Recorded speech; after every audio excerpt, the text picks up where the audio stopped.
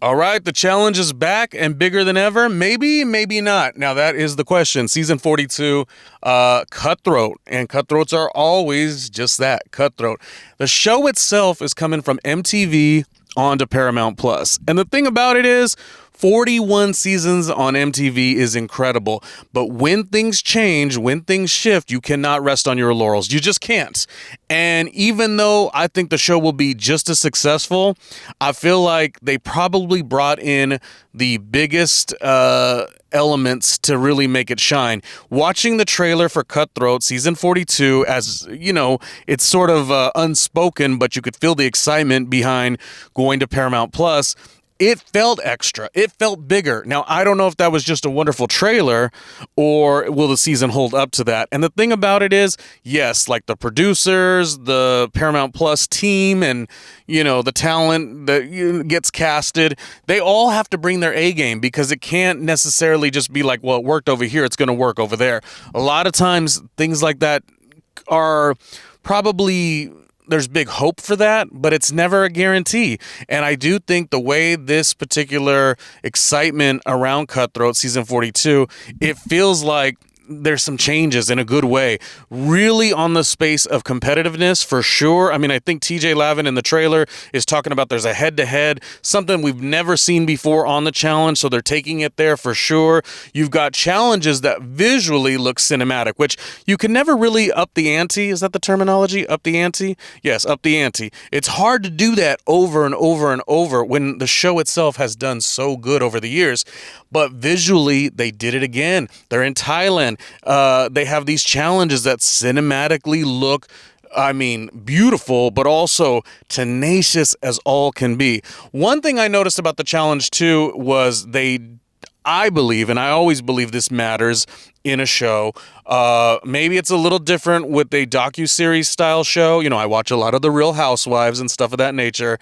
But certainly it's always important in a competitive show. I guess you would call that a reality competition is different than docuseries style. But I always believe on both fronts, casting is so important. And it also spills out the direction and the angle of the show, like where they're trying to go. Now, the show itself over the years, you know, it started off with the challenges were very, very basic. And, you know, 5, 10, 15 years, 20 years later, like it's just so, it's like a Fear Factor, you know, times 10. And while that's all good, it seems like the challenge over the years has lost a little bit of the, you know, getting the cast members that are of a certain age. A lot of them are still single or newly divorced, whatever, and they are partying like you would not believe. And a lot of that has fell by the wayside for several reasons. It creeps back up every now and again, but I felt like on this trailer, you did see little levels of that. You know, a show like Love Island is so big. It's so successful. So to not have little love triangles, people getting mad, I think in the trailer, Nerys was necessarily not very happy with some kind of keep your name out of my mouth kind of a situation, I think she said. Which, by the way, she's not with Horacio anymore. That will be interesting. He's not casted. He would have been interesting on this show too. Nonetheless, I felt like it did sort of what it needed to do just on first reaction. Obviously, this will all come to play in August on Paramount Plus, but it just seemed like they kind of checked a lot of the boxes, and it didn't feel like the same thing. It didn't feel like, you know, sometimes when you watch a 3-minute trailer, it's 3 minutes of showcasing the most tenacious. This is the biggest. This is the best, you know, challenge sake. Or other seasons and other directions, or maybe even other shows, it's more the wild. Ooh, the cast members are going to be partying and drama. Like, it is just that's all the show is. And sometimes it's the casting, you know, it's like, you've seen everyone before. There's no big shock. There's nothing new. Even within the structure of Cutthroat and how they're going to do the votes, this is going to be 3 teams. The winner of the winning team, I believe, has more power than they've ever had. So I'm just saying that everything feels, I guess the key word would be variety. It feels like that trailer, and I'm only speaking from, I worked in a little bit, well, I worked in radio forever. Guess I should introduce myself. RandomlyRonnieJr.com, please go support that, and patreon.com/randomlyRonnieJr. If you want to make it rain on my Patreon. I have been talking in the world of radio, but also in television a little bit too, as far as production as well. And when you put a segment together, and this is not a segment, this is a trailer, to have it cover so many different things in a 3-minute span or 2-minute span is very intentional. And that's how I took it. I was like, oh, they're giving their audience a lot. They're not giving their audience one thing. And so I thought the trailer was very good. The anticipation is very good. MTV, it just seems so incredibly challenging that it's just not keeping the way that it used to go, and the show has to switch up. I mean, this would be for other shows too.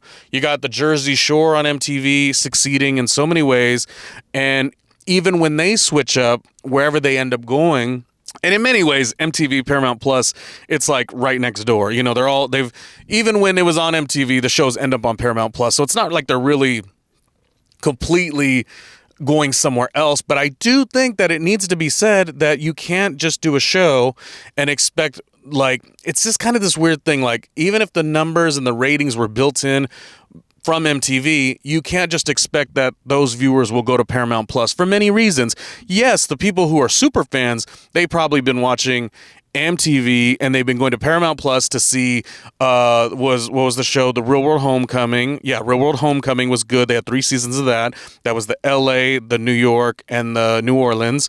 And they also probably watched the Challenge All-Stars. So yes, there are some super fans who already are of both worlds, MTV and Paramount Plus. But it's never a given is what I'm saying. So I do believe they had to bring the heat and all the different bits of synergy, even the way TJ Lavin is introducing this is really quite exciting. It really does feel like that everyone had to bring. I can't say it enough. They had to bring their A game because it's not a guarantee. And now I sound repetitive, but I just think in the world of being able to have your built-in audience and then being able to make your audience go to where you're going to go is something that is of a challenge. Now, speaking of the challenge, we must poke fun at one little thing, which is something that has probably been said for years and years and years and years, and that is, does Johnny Bananas, does he have favoritism with the show?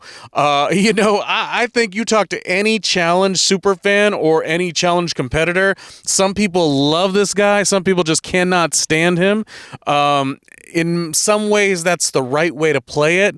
I do remember he did a show on NBC, and I've worked in, like I said, the business, so to speak, and there was some pretty poor behavior on his behalf at that particular stage. So I don't think he's the greatest behind the scenes and or his business, but for the sake of this show, he fits into the show like a glove. Now, I'll talk about favoritism of what I feel about Johnny in a second, but I will say this first and foremost. It gets challenging because, favoritism could be like, well, what creates favoritism? Like favoritism is just, who's going to do best for our show. And so whoever's putting the show together, they have taken a liking to him from day one. If you go back, and this has never really happened on any other, I would say like entry, what would you call it? Like entry into a show other than him, which is when he came from Key West, meaning every back in those days when they only casted from the Real World and Road Rules franchises, now it's like all these other shows too. Back then, yeah, you'd have like the Real World Las Vegas, they'd be on, and Real World Austin and Real World Philly and Real World, all of the shows, Boston or whatever. And he was the one that at his very first season, obviously we do remember that he got voted out right away, but his very first season, he was the first person who talked in the entire episode. Like the season starts with him. I just thought that was so interesting. And, to the nod of like, is he favored? I was like, that is such a weird thing. So I went back and looked and watched other challenges where I was like, okay, well, maybe it's just a protocol. Like if you did Real World Austin, which was before Key West, right? Yeah, because it was Philly, Key West, no, it was Philly, then Austin, then Key West, I think. But anyways, I went back and kind of looked. This is the beauty of Paramount Plus, is you could watch the old shows. And I'm saying no one had ever led the show as sort of a no-namer to the challenge. Yes, you were huge. Each of the respective cast members were big on their real world seasons, but none of them just like led the show. It was always like a CT would be the first person you would hear, or Veronica, yes, Coral, maybe even Beth would be the very first person that would be, they get off the flight to wherever they were filming the show, and they'd be like, hi, I'm such and such, and this is my third challenge. But Johnny, his very first season, he was the lead already.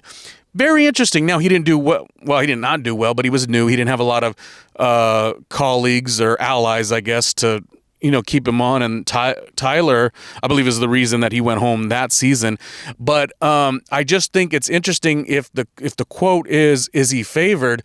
I mean, that was interesting. That was an interesting choice. And that sort of tells you that, for whatever reason, the network or the production, they're sort of like, maybe they were probably a little bit bummed. The thing about this kind of show is you can go home early, even if you're somebody that the network really sees a future with, and he did. But that first season, he was the very first. Take it for what it is. I just thought that was interesting. And it reminds me of, I am a reality TV expert. Yes. I'm a reality TV expert. And I say that because if you can go on an aside with me, I had always said season 1, episode 1, frame 1 on Bravo TV's Real Housewives of Beverly Hills. I had always said from the very beginning that Kyle was the least interesting on the show. And now she's like 17 seasons in. Her whole family has had spinoffs on other networks. Her assistant ended up getting a E! News hosting job. Like anything that was around her all succeeded. So you do have to see that sometimes the favoritism is just so strong. So if people got bitter about it, Johnny could like be defensive about it or say like, oh, I don't give a care, blah, blah, blah, blah, blah. It's a complex situation. I'm saying that there is some favoritism, absolutely. And, it's interesting to see. I've been listening to the podcast of Cody's brother, Paulie. Yeah, Paulie and Devin. And, I would love to see their reaction. I feel like they have a nice little, almost like a West Bergman love-hate with Johnny. But it is not, you can't, here's the thing about it. You can't hate if somebody says Johnny has had favoritism when I give you exactly what I said, that his first season, he led the show. And he was the first voted out too, but he led the show. That just doesn't happen. And so then when he comes back, and even, what is the rule of thumb on this show? TJ's always like, you could tell by the way he says goodbye to you, it's not like actual literal, but you could almost tell he's, depending on it, how TJ, if he don't like you or, and it doesn't go this way in casting per se, but you could always tell, like, remember when he told Arissa on All Stars 1, see you never? You could just always tell. And with Johnny, it was like, you knew he was coming back. And then, of course, he did come back, and then he became the Johnny Bananas that is known for the challenge. But I think it's funny because if people do have a critique about that, it's like, oh, you're just being bitter. But I don't think so. I think you could at least call it out and be like, Johnny has done great for this show for sure, but there was some favoritism that did kind of give him I don't know if he has imposter syndrome, but he maybe should. But also he succeeded, so that's good. Now I'll come to the defense of the other side of it. So, and again, I do not spend time with the silly social media stuff too much. But when things do come up, you do hear that people thought it was really funny that the particular artwork for this particular challenge, Cutthroat, does poke fun at Johnny's massiveness on the challenge, and everyone trying to, there's like fingers, I think, like trying to grab him and pull him down. I thought that was fun. That was very tongue-in-cheek, and I think like it's all good. I'm just, like I said, I don't knock favoritism. I get it. It's always interesting when people assume, no. And it's like, wait a minute. The treatment you got season 1, your very first challenge, Johnny, no one's gotten that ever. So it was already sort of predetermined, as I said. the very first season, Real Housewives, Beverly Hills. And I know Beverly Hills Housewives, Bravo TV doesn't necessarily cross over with the challenge, but my point is still the point that that particular cast member was so unentertaining. And I was like, I don't even think she'd get a second season. And now 17 seasons. You see what I'm saying? So it's sometimes predetermined, but what is favoritism? Like, how would you react if it was the favoritism was happening to you? But it is something, that I don't think anyone should be knocked for, like, calling it out. Okay, now let me argue the Johnny side. Look at me, I'm right on the fence. I'm right in the fence, baby. Here's the thing about it. This is actually pretty interesting. So because they're going from MTV and they can't rest on their laurels, and they have to still bring the heat. You can't just assume the audience that you had built in with MTV will come to Paramount.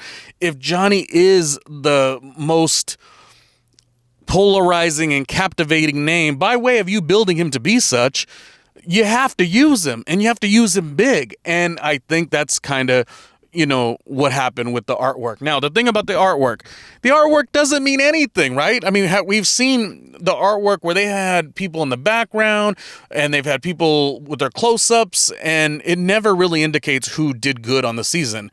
That's kind of always been a thing, right? So I think it was more about drawing attention, but it was still funny. Like, attention economy is interesting because it's always about what could be the dumbest thing to have folks talking or whatever. But I thought, like, this was actually creative and tongue-in-cheek. I actually thought really highly of it. I know I'm not the average challenge viewer. Like, I need to really, and I did with Challenge All-Stars 1, 2, and 3, did recaps with my brother, who is a challenge almanac. He's a Survivor almanac. He's a Big Brother almanac, not to mention sports. And I'm like, I know every detail about Bravo TV's Real Housewives. So I know that I'm not the average, challenge cutthroat commentator, but just I wanted to bring a little well-roundedness to this. But yes, as I said, and it would be for anybody. It would be for Jersey Shore when they're done with MTV. Where do they go? Yes, the natural progression would be Paramount Plus, but maybe they want something different and bigger. The E channel has sort of disbanded from NBC Universal's umbrella, and some of the Bravo reality TV cast members who were, doing 15 years of shows, they went over to the E channel because the E channel's having a bit of a relaunch. So, if MTV's The Challenge, Boona Murray Productions, they went over to Paramount Plus, it may not have just been a easy thing. It may have been like, taking a little negotiating for it to work. And whereas Jersey Shore, they might just be done completely, or they may go to Paramount Plus, which seems natural, but it might not be. They may end up at the E channel or a new network or a streaming platform or a vertical series. Like, you really don't know. It's a little bit kind of a hodgepodge of stuff going on. And I know I'm talking more about the show than the show. I think when people want to talk about the challenge, that's why if I do a recap and, in the comments, yes, do a recap, don't. I do it best with my brother because he loves this stuff in a very, like, strategy way. I'm more like, I'm always looking for, like, the branding and the success stories and, who took the opportunity. And, like, back in the day, there was, like, a lot of cast members who were, like, on The Real World, and some of them got acting roles and big, roles in music industry or whatever, and just opportunity.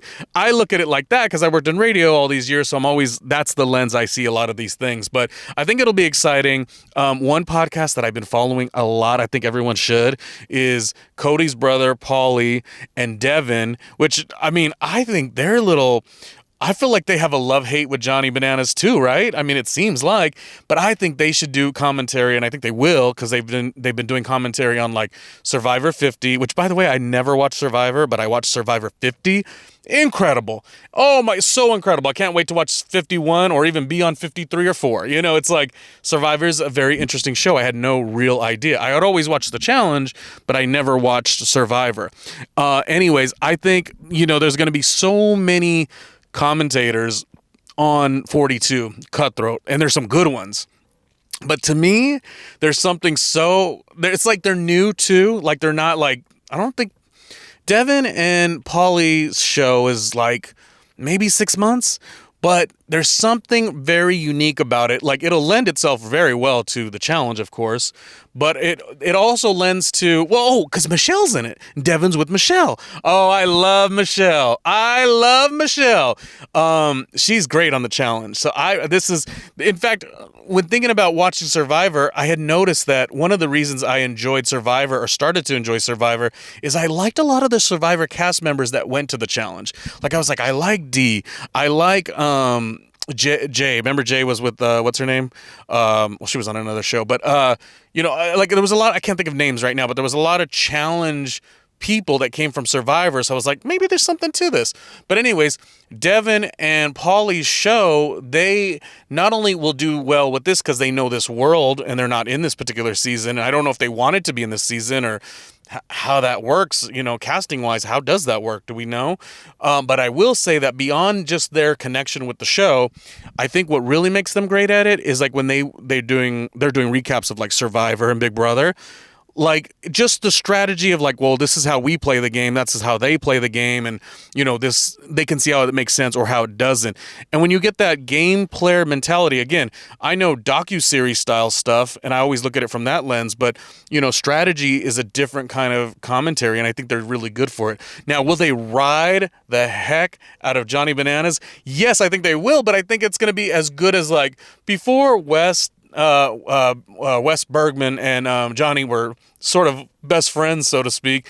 They seem to have the little, not a beef, but a back and forth. And I feel like Devin and Paulie, like, if you think about it, they both at one point went for Johnny, and like this is actually maybe the great companion show. I think, honestly, Paramount Plus should just like work with them specifically because they're going to have a lot of really fun things to say. Obviously, Johnny has his show. Obviously, everyone has their show. Obviously, too many damn shows. And I say that as somebody who, should be making millions in the world of radio. And it was so easy for me to succeed on television and radio in 2005, 6, 7, 8, 9, 10. And then now, though, everyone wants to jump in and say dumber stuff to me, and dumber stuff does better. And you know how I feel about all that. Because it is actually the truth. But yeah, who cares?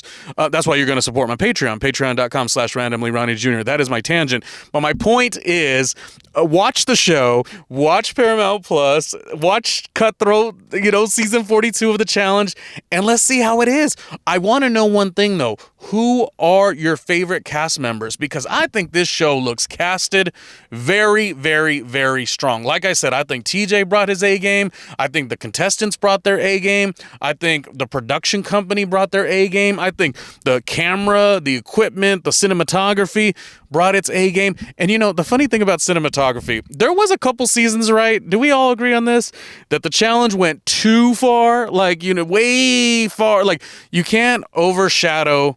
The challenge still has to have this metric of, this is my opinion, I think it has to still have this metric of tenacity and fortitude and a little bit of backstabbing, right?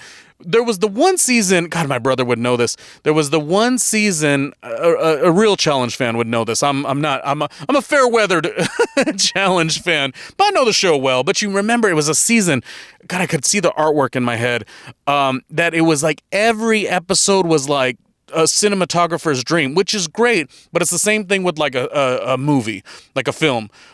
A film that is so visually stunning is great, but it still has to make sure the story is in comparison, it all works together.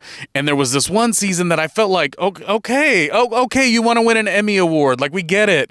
But the show didn't really match up. And you could also see that too in budgets, because sometimes when so much is put into one thing, other things could fall by the wayside. And I think the way the shows need to work well is it needs to be everything. It needs to be the cast. It needs to be where they're, I even think, this is just me, I even think the location of where they're staying is always important. I think that's always such an incredible element to it. Remember when they had to stay sort of in like a bunker and there was no like positive energy? Now, it made it very tumultuous and like, the adversity, which I get, and I get the angle, but the viewers, that's not something as fun to watch. You really do need to let the cast have some fun, is what I think. Thinking about when Dee first did the challenge and she's over there flirting with Johnny, it's like, see, you got to turn it up and then turn it up competitively. And you got to use your showmance to, stir the wheel a little bit, drive to where you want to go a little bit. And I think that's what makes it fun. Casting sort of the free spirit of, cast members that maybe aren't married yet or don't have a family at home. And I like to see the older cast members too on the Challenge All-Stars. I used to love that show. I wish it was back. But you do have to have the cast members that have I don't want to say not anything to lose, but they're ready to play the game. And that doesn't just mean, inside the gauntlet, so to speak. Did I say the gauntlet? How many seasons ago was that? But it should be good. Who are the favorite cast members? Who is going to win? And what do we think about Johnny Bananas taking shape as the poster child for this big show? Challenge 42 now moving to Paramount Plus. Are you bummed that it's not on MTV? Does it make a damn difference? You're going to watch it and support it anyways? These are the questions. Anyways, my name is Randomly Ronnie Jr. That has been a little bit of commentary. Again, there is 1,500 plus episodes on randomlyronniejr.com or patreon.com/randomlyronniejr if you want to support. And I'll go into depth and do more detailed breakdowns if that is something that is of interest. we shall see. But I had to talk about mostly the network and the strategy side because, I have been around the business for a long period of time. Worked for Married at First Sight, America's Got Talent, Complex Media. I did a podcast producing VH1. I've done enough of the stuff over the years, as well as my own radio career and being on Fuse Television as a host, that the things that I see are very behind the scenes in terms of that producing a show. So the competitive side, I sometimes might miss a couple things, but when I see okay, I see what the goal was here. Boom. And I want to say this particular transition between season 41 to 42, going from MTV to Paramount Plus, I will say this is very positive. No notes. I think they actually got it right. I'm actually pretty darn excited. And maybe this is just the high that I had coming off of watching Survivor 50 after never watching Survivor, maybe once or twice at the beginning, the early seasons, but being I don't know. And I'd watch Big Brother a lot, but Big Brother had really slowed down. Now it's picked up, but it had slowed down for so many years. And, Big Brother 6 was my favorite. Meaning that's when it started getting good. That was the Janelle, the Howie, the Kesar season. And then it got good for so many seasons. But these shows go up and down. So it's never a guarantee. Like I said, with these shows, you cannot rest on your laurels. For any of them. Docu-style, like I said, the Bravo TV shows or the reality competition shows. You cannot, American Idol at one point was the biggest show moving. And then all of a sudden, The Voice, now The Voice stands in a league of its own with American Idol. American Idol is still adored, I guess, and it still does do something, but The Voice really is where the show seems to have a lot of success. So all of it will be interesting. What is your big anticipation for season 42? Locked In will be it's airing, it's go time coming up this August. So it shall be interesting. The Challenge 42.